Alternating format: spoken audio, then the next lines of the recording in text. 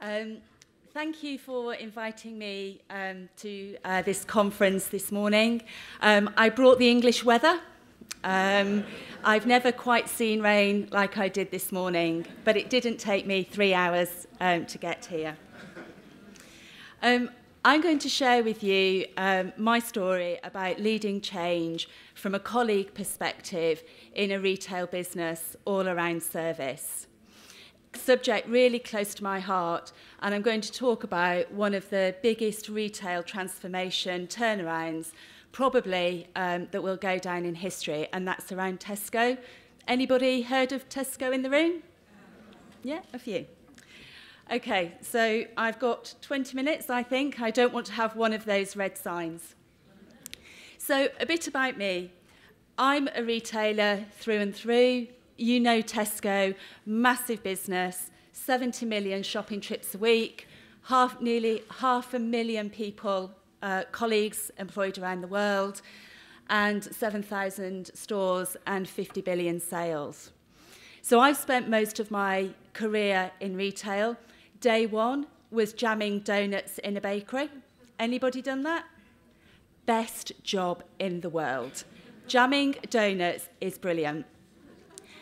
I had a fantastic career for somebody who, when we talk about retail being a meritocracy, I have no qualifications. I trained to be a chef and ended up from jamming donuts in the bakery to the boardroom of Tesco as their people director, and had an amazing journey around international and operational careers, and led the people transformation agenda for the last 3 years.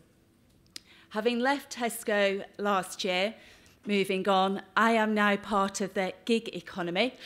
I feel a bit old to be part of the gig economy. However, I'm supporting businesses around people transformation and change.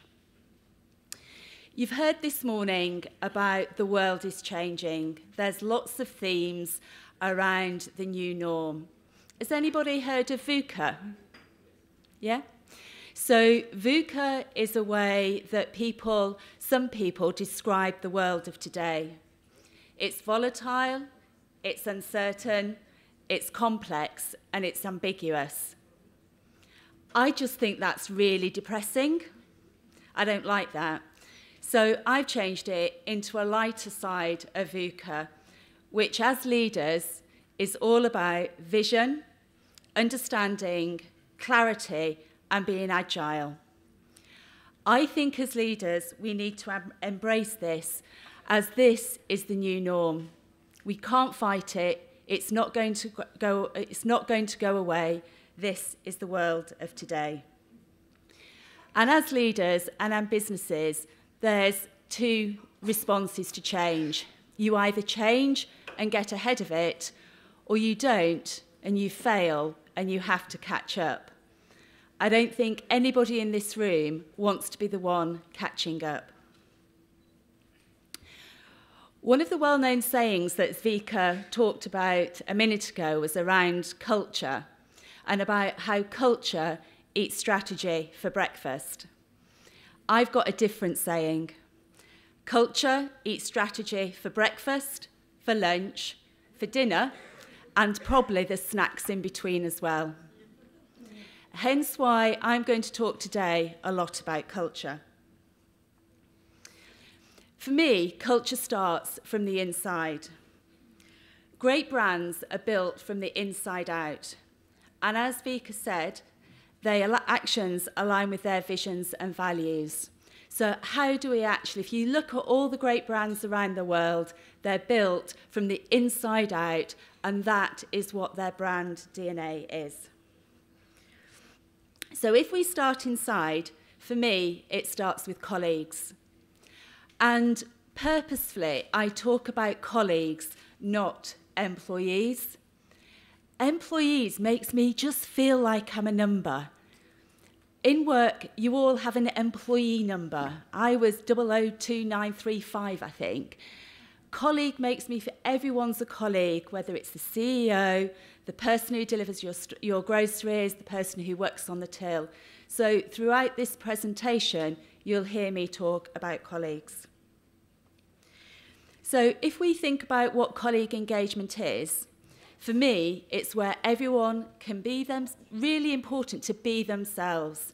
There's nothing worse coming into work and having to be an actor or an actress. So recruit colleagues who can be themselves to give their best each day, who are really committed to the company's purpose, goals and values. They sense the connection of the purpose of the organisation and they really, really want it to succeed, whilst at the same time looking after themselves. So my question is, how do you really create passion from every one of your team?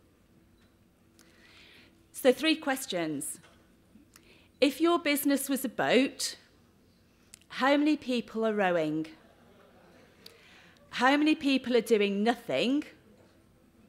And actually, how many people are trying to sink it? Just sit there for a minute and imagine if every one of your colleagues in your business was rowing to win. What would that do for service, and what would that do for your overall business performance? So my challenge to you is, how do you get every one of your colleagues to get in that boat and not sink it, but row to win? So I'm now going to talk about the Tesco story.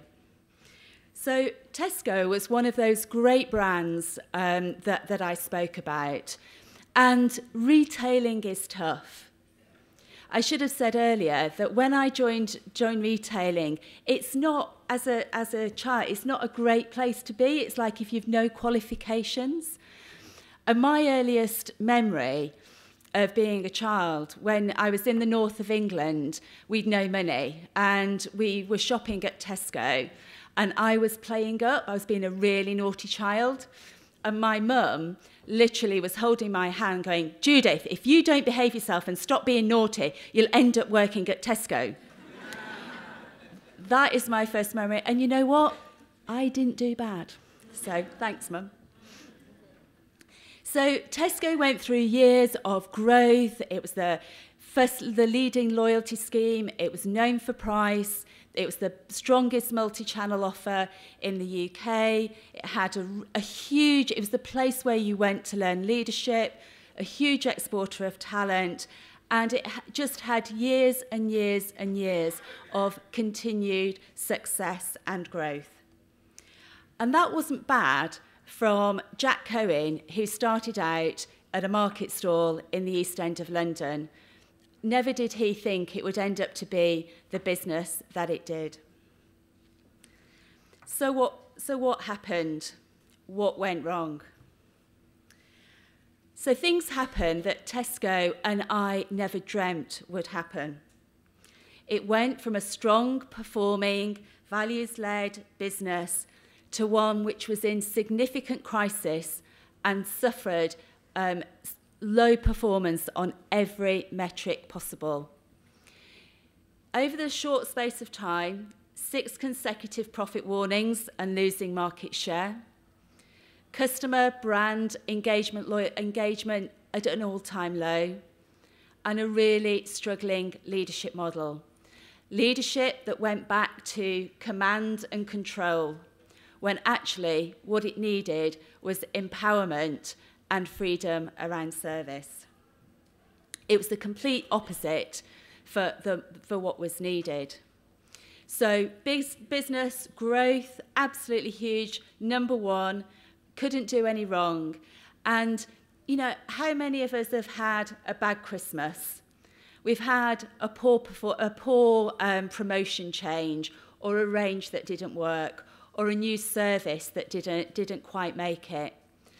However, our leaders in Tesco they'd known that, but they'd never known what you see on this screen, which was just a sustained period of everything that we did just turned south instead of north. So why did it happen? What happened? So for me, there's 4 things. And the most important one of any of these my hair's going on my arms now saying it is, they stopped listening to customers and colleagues.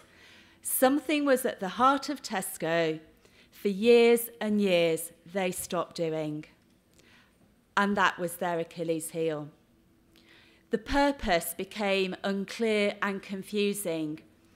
People associated great food, great prices, a brilliant shopping trip, convenience with the Tesco brand. They didn't connect a garden centre or a new tablet called a Huddle. So the customers and the colleagues were completely confused about what Tesco stood for. Whilst Tesco was growing internationally, there was significant underinvestment in the core business. At the same time, the economy was challenged externally and the discounter started hitting many of the markets. My ask of you is to change before it becomes a crisis. Leading through a crisis is not a great place to be. Don't let a crisis become the catalyst for change, because it hurts, and more drastically, it can kill you. It can kill your colleagues, your customers, your business, and it could kill you. So be the leader and own the change. So that's the depressing bit. What did we do about it? So what was the turnaround plan of Tesco? How did Tesco get back on track? So I'm going to share one element of the turnaround plan, and that is the colleague aspect. Because if you go back to what I talked about earlier, about my passion, believing a brand is built from the inside out, where else would you start other than colleagues? So, culture, how to get colleagues back on side.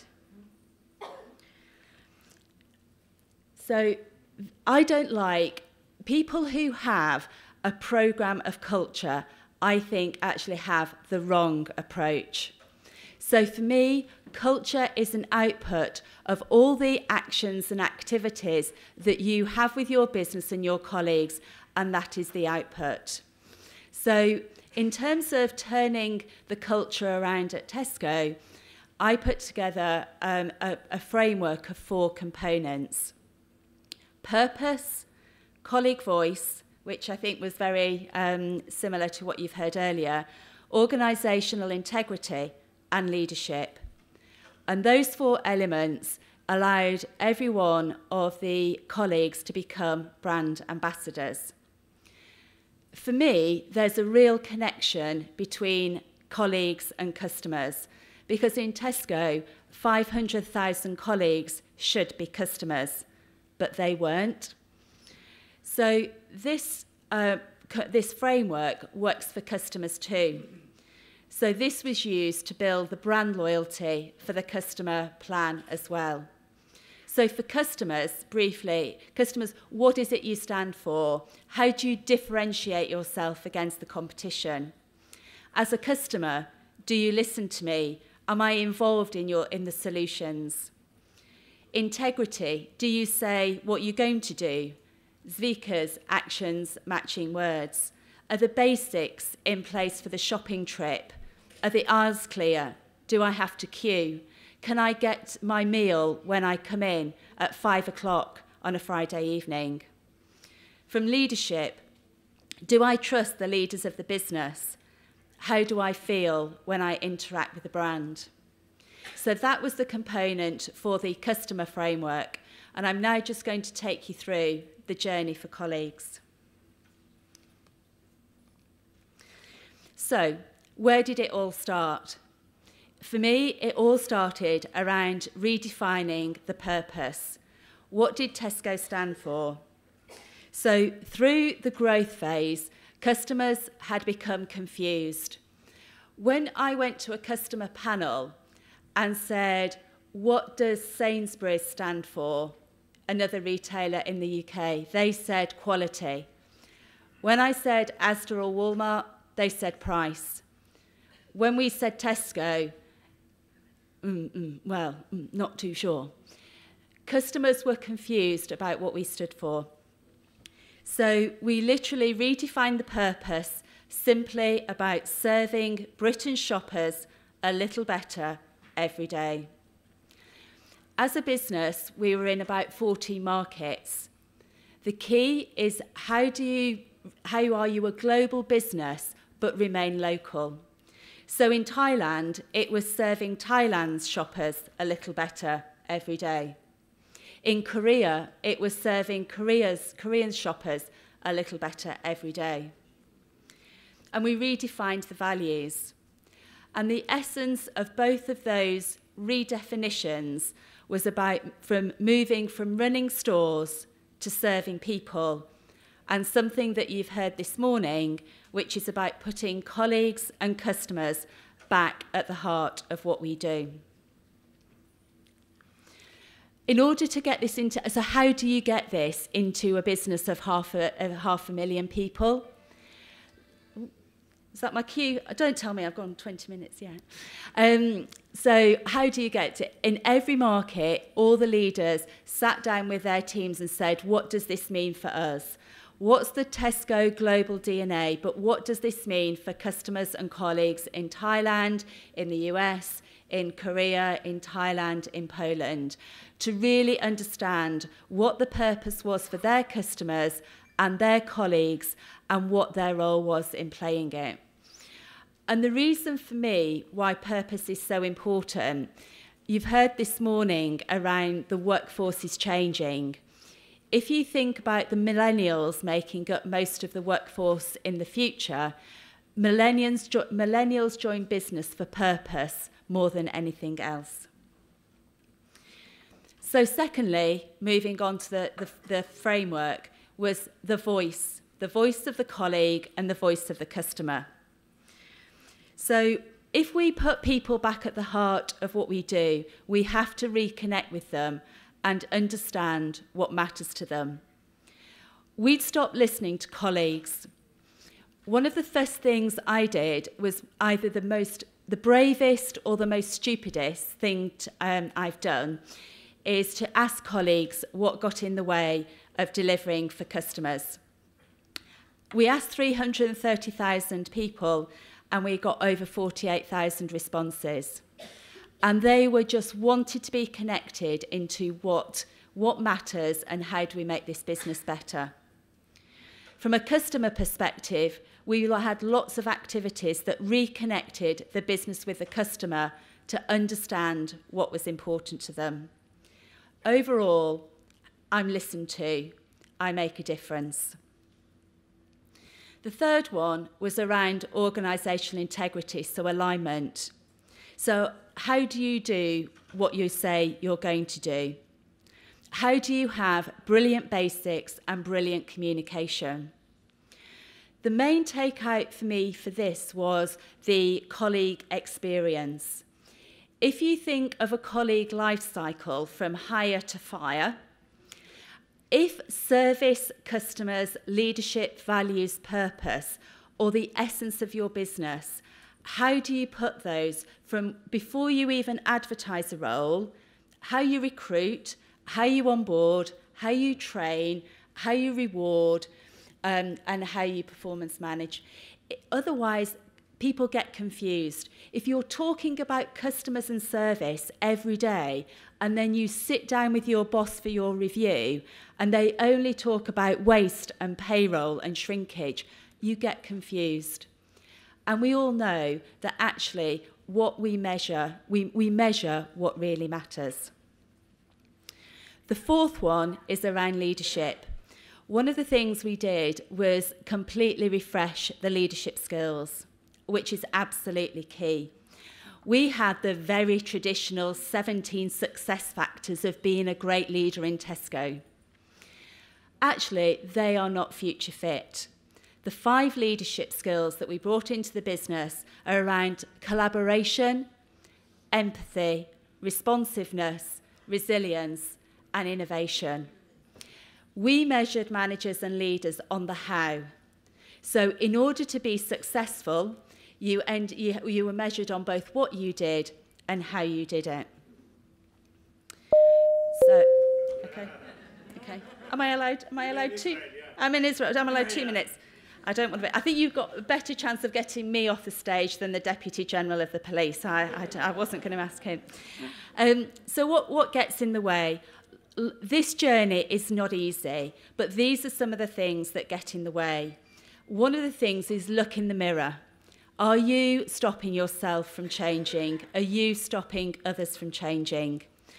Retail is a very operational business. We're all busy doing, as Vika said this morning. My biggest learning from this is about not making bold and brave decisions. If you have to make change, make it once. Don't keep going over again, making the same change, because it becomes confusing, it's time wasting, but most of all, you break the trust with colleagues. If you need to make change, make it once and make it right. Also, in terms of managing the transition, there are colleagues who will be in denial. They don't want to change. They're grieving. They've been with Tesco for so many years, a bit like Stifashal. They've been there for years. They're grieving for the past. Some people will be confused. They don't know what this means.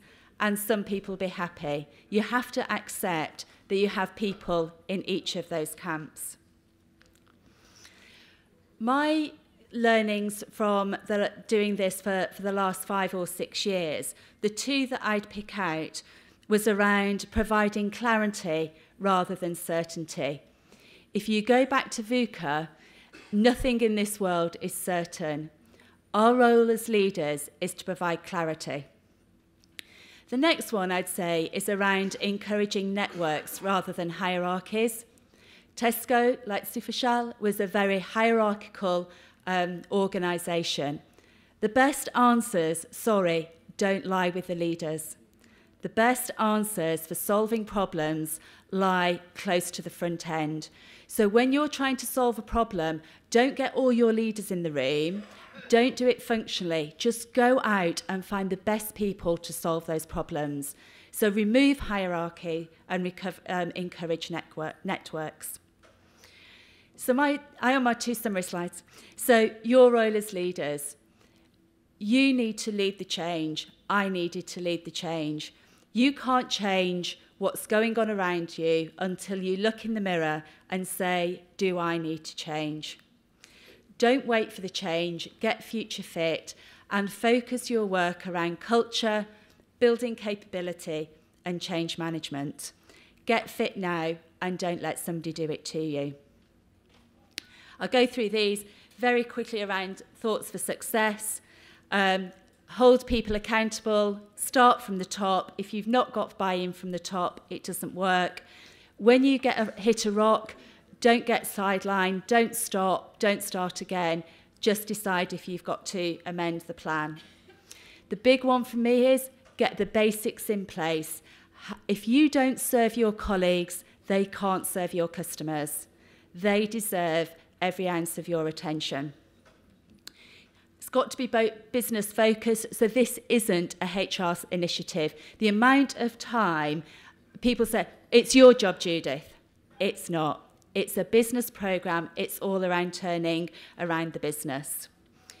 Change isn't easy, but it's critical for success. Don't be afraid of change. Standing still is not an option. So my final slide, the best way to predict the future is to create it. So my ask of you is get yourself future fit and get on and create your own future. Thank you.